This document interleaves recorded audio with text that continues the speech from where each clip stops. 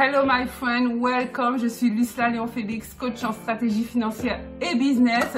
Si tu es un habitué de cette chaîne, eh bien, bienvenue pour cette nouvelle vidéo. Si tu es nouveau ou nouvelle ici, je t'invite chaleureusement à t'abonner parce que je parle entrepreneuriat, business, développement personnel, stratégie financière. Donc si l'une de ces thématiques t'intéresse, abonne-toi. Tu peux également cliquer sur la petite cloche en bas à droite. Comme ça, tu seras averti par notification à chaque fois que je mettrai en ligne l'une de nos nombreuses vidéos hebdomadaires qui t'apportent du bon contenu en termes de mindset pour sécuriser tes finances, upgrader ta vie et surtout te permettre d'atteindre le niveau de sécurité, de sérénité et de bien-être auquel tu aspires. Deuxième chose, va en barre de description, tu verras un lien, il s'agit d'un questionnaire très rapide à remplir. Une fois que tu l'as rempli, je t'offre une demi-heure de coaching stratégique gratuit, oui gratuit, avec toi pour mettre en place tes premières pistes, tes premiers objectifs pour booster ta vie, upgrader ta vie et vraiment vivre la vie de tes rêves de manière très concrète. Sans plus tarder, entrons dans le vif du sujet. Aujourd'hui, nous allons voir 3 secteurs d'activité, 3 business qui ont été boostés et fortement impactés par la crise du coronavirus. Le premier de ces business, c'est le secteur d'activité qui est lié à l'hygiène corporelle. Tu sais, tout ce qui est savon, papier toilette, produits de beauté, etc. Il y a une peur que les médias ont véhiculée, je dirais, qui a laissé entendre qu'il y aurait pénurie de certaines choses nécessaires effectivement à l'hygiène, à la vie de tous les jours, telles que papier toilette, savon, lait pour le corps, enfin ces choses-là. Et du coup, ce qui s'est passé un peu avant le confinement, les gens ont commencé à dévaliser les rayons. Il y a eu pénurie de papier toilette. Je ne sais pas si tu t'en es rendu compte, mais dans beaucoup de pays, pas qu'en France, pas qu'en Europe, les gens se sont rués sur les papiers toilettes. Et quand il restait genre un paquet ou deux dans les rayons, les gens se bagarraient. Non mais littéralement, ils se bagarraient pour s'arracher le dernier rouleau de PQ. Enfin c'est genre, c'est incroyable quand même. On est dans une autre dimension quand même, on parle de papier toilette. Mais en fait, ce sont les médias qui ont propulsé cette information, cette désinformation, je dirais, comme quoi, eh ben, il y aurait pénurie.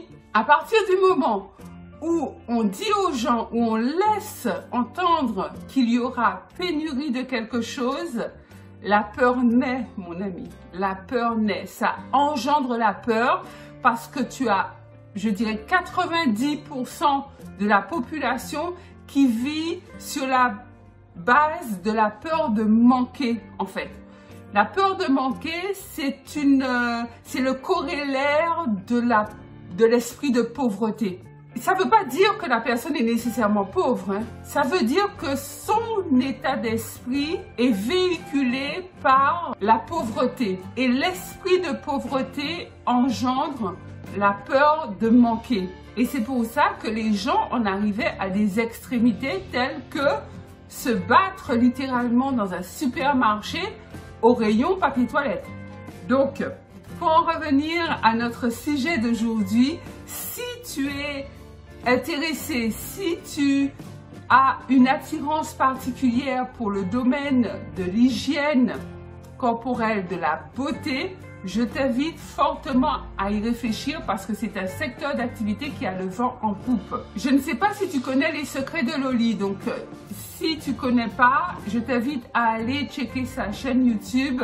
Elle a une grosse communauté, donc tu peux la suivre. C'est une fille qui est spécialisée dans les soins pour les cheveux. Et en fait, elle a commencé sa gamme de soins dans sa cuisine, c'est-à-dire qu'elle fabriquait ses propres produits pour elle-même dans sa cuisine et elle partageait un peu sur les réseaux sociaux jusqu'à ce que les gens lui disent « Ah ouais, mais c'est super ce que tu fais, est-ce que tu pourrais le faire à plus grande échelle, nous vendre, etc. » Donc, elle a commencé à fabriquer des produits comme ça petit à petit qu'elle vendait de manière très confidentielle en fait aux quelques personnes qui la connaissaient.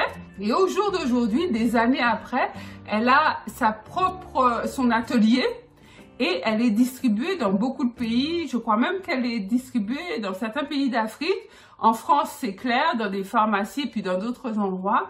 Donc, démarre petit. Je te cite volontairement cet exemple pour te dire que tu peux démarrer petit. Que tu aies l'idée de créer de manière artisanale des produits bio pour les soins des cheveux, ça peut être soin du corps, ça peut être soin du visage.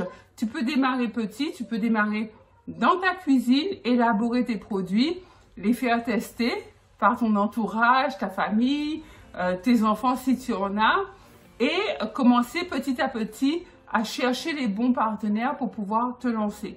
Enfin, d'autres personnes l'ont fait avant toi et comme je te dis, c'est un secteur d'activité qui a été fortement boosté par la crise du coronavirus, donc tu peux y aller, vas-y fonce. Deuxième secteur d'activité, alors secteur d'activité, on va dire secteur de distraction, de décontraction, de divertissement, qui a été boosté par la crise du coronavirus, c'est les réseaux sociaux. Facebook, Instagram, Twitter, LinkedIn, j'en passe parce qu'il y en a tellement.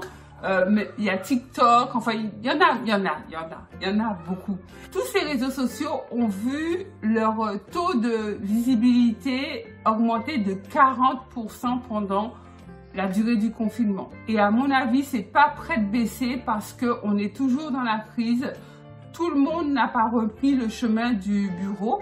Il y a beaucoup de gens qui travaillent à la maison et qui vont continuer de travailler à la maison pendant encore longtemps. Donc, moi, ce que je t'invite à faire, c'est à te positionner sur un réseau social majeur. Tu choisis, ça peut être Facebook, ça peut être YouTube, ça peut être Instagram, mais il faudrait en choisir un majeur et les autres, tu les places au second plan de manière à ce que tu puisses booster ton activité. Quelle que soit ton activité, elle peut être boostée par les réseaux sociaux. Et tu peux le faire au début sans dépenser 1 euro. L'idée, c'est, si tu as un produit physique, tu postes des photos et tu en parles. Si, comme moi, tu es coach et tu vends des formations, tu vends du coaching, tu en parles. Tu parles de tes thématiques, tu parles du travail que tu fais, tu parles de tes clients. Tu mets en avant tes offres, tes services, tes produits via le canal d'un réseau social que tu auras choisi en amont. Tu restes focus dessus. Tous les jours, tu publies, tout le temps, tu te montres, tu fais augmenter ta visibilité, tu fais croître ta notoriété sur ce réseau social que tu as choisi. Et les autres, tu ne les abandonnes pas pour autant parce que tout le monde n'est pas que sur Facebook ou que sur YouTube ou que sur Instagram.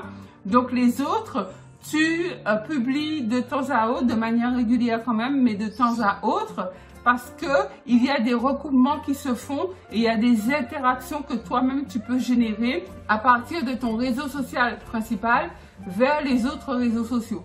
En tout cas, les réseaux sociaux sont de formidables vecteurs pour accroître ta notoriété et ta visibilité. Les gens qui ont passé plus de temps sur les réseaux sociaux pendant la durée du confinement ne vont pas perdre leurs habitudes. Lorsqu'ils ont des habitudes, des rituels, des manières de faire, ils ne s'en détachent pas aussi facilement. Donc si les gens ont pris l'habitude d'être plus sur YouTube, eh ben, ils vont continuer à être sur YouTube parce que durant le confinement, ils ont découvert des gens, des personnes qui les intéressent, des gens qui les inspirent et ils vont forcément continuer à suivre ces personnes.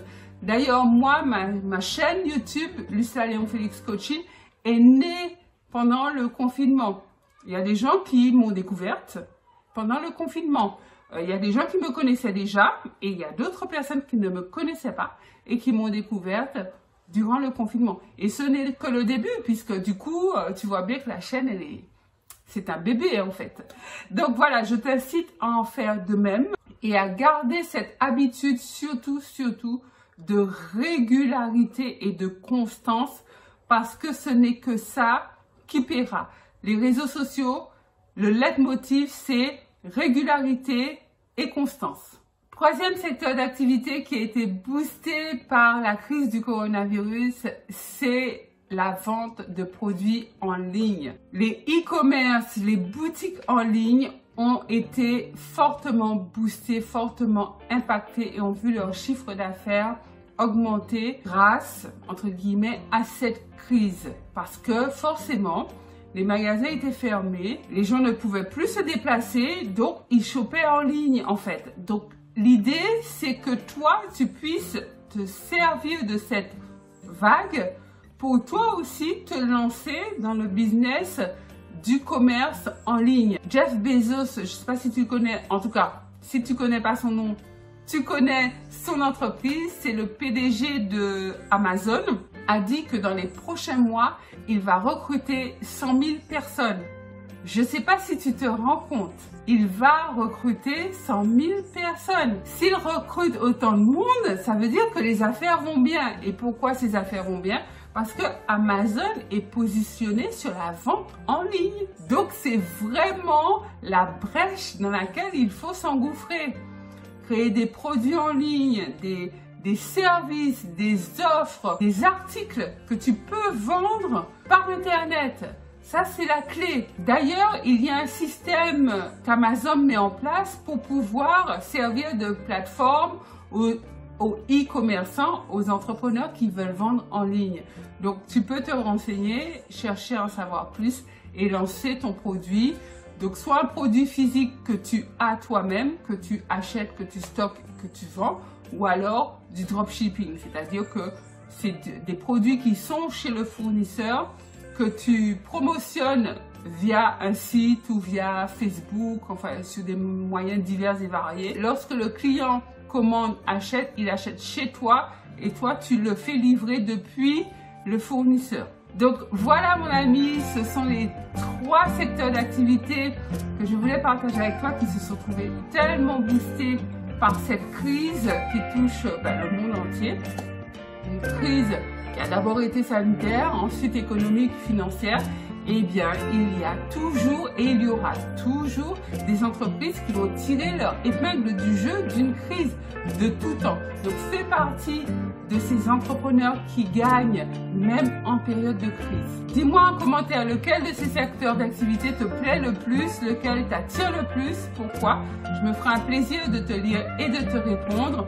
Pense à liker cette vidéo, un gros pouce bleu, à la partager massivement tout autour de toi, de manière à ce que l'information puisse parvenir au plus grand nombre et que notre belle communauté puisse grandir. Et tu dois faire partie de cette communauté d'ailleurs. Donc si tu n'es pas encore abonné, qu'est-ce que tu attends?